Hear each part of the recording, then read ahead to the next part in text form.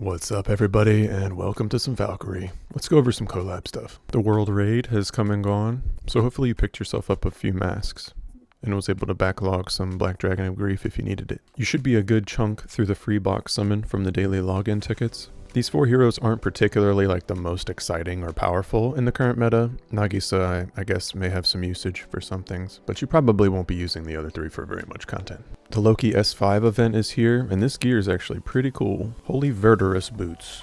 This thing is going to be pretty nice. I'm wondering if the skill gauge amps up. Actually, I could just test it. Okay, so it's not as crazy as I thought. If the damage or skill gauge had increased on the skill level, this would have been an insane piece to farm for. But, I mean, 20 skill gauge on one equipment is still very strong. 30% human amp. There's only a couple pieces of gear that can do that, like the Green Dragon Harp, I believe. And a quick to self as well. So this gear kind of has a lot going for it. If there's any heroic wanderer with water organisms, this thing will probably hit pretty good for that. But if you're able to clear it, you're able to clear it. I mean, if you have the right heroes for the Loki CB, you can kind of just auto it within a couple minutes. We've got the third, and I'm assuming final scenario event, the Epilog. It's just a one chapter. Part 2 is 2 chapters, so it's like 900 and 1200 diamonds from the latter two. We have the new trial of Calamity RCB. It's got 4 boosted units, so if you've managed to pull any one of them, you'll have a little help with that. 43 on ranking. This RCB Aurora is weak to Dark and Earth. And if it's even a problem, you just need to bring enough water to kill the crystals. And I mean, if you have a Dormant Justice, then you're good on the water damage. This is gonna crush the crystals pretty much and help out a lot. It's the reason why it's the #1 ranked gear. Excuse me, Season 3's already started, March 26th. So that brought the second stamp here. Perfect. That's a pretty cute stamp. I might pick that one up actually. Not sure what else got added. Literally, that's probably it.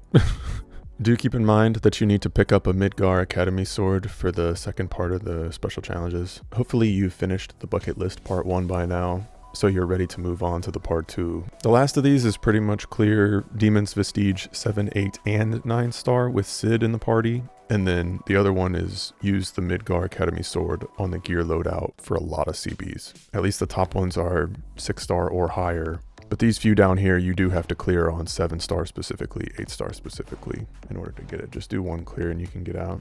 By the way, for the Demon's Vestige event here itself, these gear pieces are actually pretty cool. Some of them will probably be used a lot down the line. The Jorn bow in particular is notably strong. It's got 4 enemy hit with 15 times hit each. It's 60 hits, and it's a curse 1 turn. So a soft CC. I'd be sure not to miss a 5 star or 2 of this gear.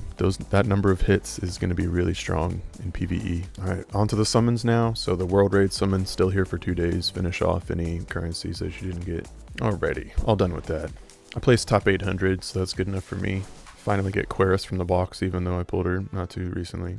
Yeah, final note on the world boss, be sure to go back into the event to redeem all of your accumulated rewards and anything that was left over from a battle. Now I'd like to take this opportunity to go over the world boss artifacts in more depth because there's a lot that comes with it. The materials that you do not use to craft any of these that you may need, you can use to cycle mana at the Super Mana Trader. Their usage restrictions are pretty generous. Each one is just for a row. All melee can use the blade, magic use the mask, range use the cloak. They all have 2 CC to 1 target with the Berserk opener and 1 flat stat. These could definitely help be a filler in PvP if you need that artifact support right now, which I know a lot of people do. Maybe settle on like 2 5 stars. Keep in mind that the racial augments only go up to 8%, so if you're using them just for racial things, you'd rather use something that goes to 10%. They do not have airborne or grounded coverage.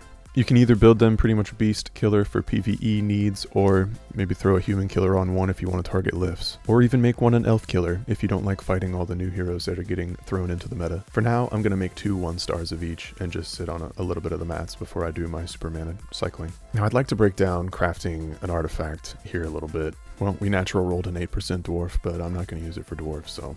While I'm working with 43k rubies here, I'll make one to show the method. Now, when I'm rolling augments, unless I'm making like a perfect true power, where I want everything to be 10%, so it comes out 40, feel free to drop down the percent that appears a level or 2. It will save you a lot of rubies in the long run. So let's just roll 7% beast here. And we saw it in 37. Now, if we didn't lower it to 7, we wouldn't have grabbed it here, and it could have taken potentially 1 to 200 rolls to see an 8%. You can see right there, just from one example, that it saves a lot of rubies in the long run. And yeah, it's a percent lost, but if this ends up with 4 7%, it's at least a 28 out of 32 possible percent increase to the damage. And it probably cost you 60 to 70% of the rubies And there we go, we get a 7% in 3. Really efficient. That only costs 90 rupees for that augment.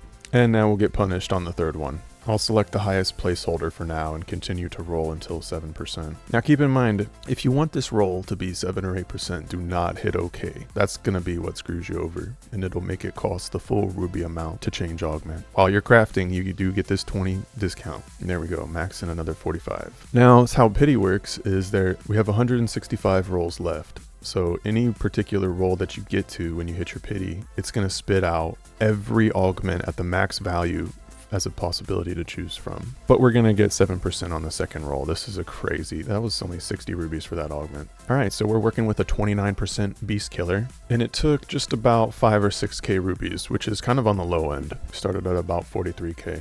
If you don't reduce that percentage from the top, every artifact that you make is going to cost over 10,000 rubies, and that's really inefficient. You will run out of rubies. The drought will be too painful. Anyways, I'm not going to go over the banners right now. There's a lot. They all have their ups and downs. The collab's leaving in 4 days, so it's not like anything crazy is going to happen. I pushed 3 steps on the first, 2 steps on the altar. I skipped jet black altogether because they're 0.08s.